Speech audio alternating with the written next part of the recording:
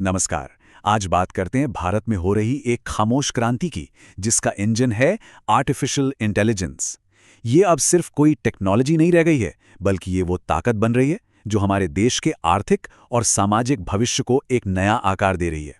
चलिए समझते हैं कि ये बदलाव आखिर कितना गहरा है। जरा इस आंकड़े पर गौर कीजिए।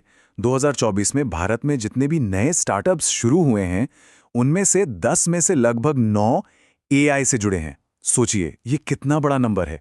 ये साफ दिखाता है कि भारत अब एक ग्लोबल एआई पावर हाउस बनने की राह पर कितनी तेजी से आगे बढ़ रहा है। और हाँ, इस तेज रफ्तार का एक नतीजा ये भी है कि एआई एक्सपर्ट्स की डिमांड आसमान छू रही है। देखिए, आज हमारे पास करीब 6.5 लाख एआई प्रोफेशनल्स हैं, लेकिन अंदाज़ा है कि सिर्फ 3 साल में, मतलब 2027 तक, हमें 12 लाख से भी ज़्यादा एक्सपर्ट्स की ज़रूरत होगी। अब ये एक बहुत बड़ा गैप है जिसे भरना ज़रूरी है। तो सवाल ये है कि इस एआई ड्रिवन दुनिया के लिए भारत खुद को तैयार कैसे कर रहा है? इसका जवाब हमारी शिक्षा में एक नई सोच के साथ छिपा है। और ये कोई अचानक हुआ बदलाव नहीं है, बल्कि ये एक सोची समझी स्ट्रैटेजी है। हमारी नई राष्ट्रीय शिक्षा नीति 2020 में ये साफ साफ कहा गया है कि एआई, बिग डेटा और मशीन लर्निंग आने वाले समय में नौकरियों और इंडस्ट्री का पूरा तौर तरीका ही बदल देंगे। तो चलिए अब असल सवाल पर आते हैं। भारत जमीन पर इस चुनौती से निपट कैसे रहा है?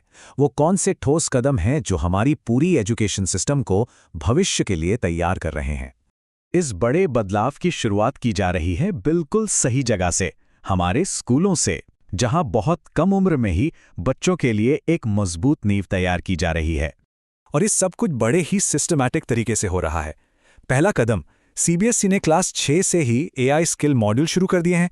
फिर जब बच्चे बड़े होते हैं, मतलब 9वीं से 12वीं में, तो उनके लिए एआई एक ऑप्शनल सब्जेक्ट के तौर पर मौजूद है। और सिर्फ इतना ही नहीं, एनसीईआरटी भी अपनी किताबों को अपडेट कर रहा है ताकि एआई से जुड़े टॉपिक्स उनमें शामिल हों। तो ये एक पूरा इंटीग्रेटेड अप्रोच है।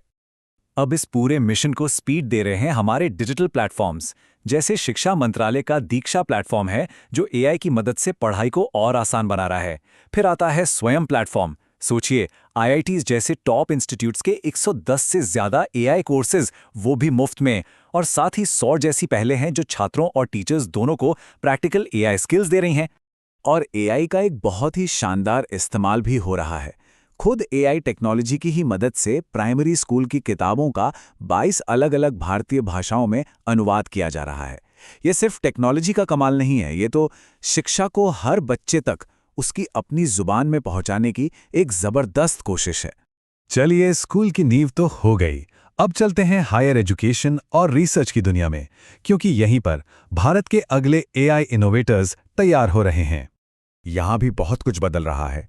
जो हमारे बड़े रेगुलेटर्स हैं, जैसे यूजीसी और एआईसीटी, उन्होंने अपने सिलेबस में मशीन लर्निंग और बिग डेटा जैसी चीज़ें शामिल कर ली हैं। और हमारे आईआईटीज और आईआईएससी जैसे टॉप इंस्टीट्यूट्स तो एक कदम और आगे हैं। वो अब जेनरेटिव एआई, यानी ऐसी एआई जो नया कंटेंट बना सकती है, और रिस्पॉन्सिबल एआई, यानी एआई के नैतिक इस्तेमाल जैसे बहुत ही एडवांस टॉपिक्स पे काम कर रहे हैं। और हाँ, इन सारी कोशिशों के पीछे एक बड़ी सरकारी ताकत भी है। इंडिया एआई मिशन के तहत 100 करोड़ रुपए से भी ज्यादा का इन्वेस्टमेंट हुआ है। इसका मकसद सिर्फ रिसर्च नहीं, बल्कि देश में एआई का पूरा इकोसिस्टम, मतलब कंप्यूटिंग पावर से लेकर इनोवेशन तक, सब कुछ बनाना है। लेकिन एक मिनट, भारत की ये जो एआई स्ट्रैटेजी है ना, वो सिर्फ टेक्नोलॉजी तक सीमित नहीं है।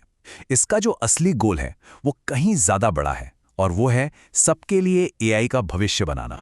असल मकसद है कि एआई का फायदा हर किसी तक पहुंचे। इन डिजिटल प्लेटफॉर्म्स के जरिए कोशिश ये है कि एआई से जुड़े मौके गांव तक, आदिवासी इलाकों तक और देश के दूर दराज के कोनों तक पहुंचें। मतलब सबको साथ लेकर चलना है, ताकि कोई भी इस दौड़ में पीछे ना रह जाए। तो अब आखिर में वही सबसे बड़ा सवाल कि क्या शिक्षा की ये जो नई और मजबूत नींव रखी जा रही है, वो सच में भारत को दुनिया की सबसे बड़ी एआई सुपर पावर बना पाएगी? खैर, इस सवाल का जवाब तो आने वाला वक्त ही बताए है।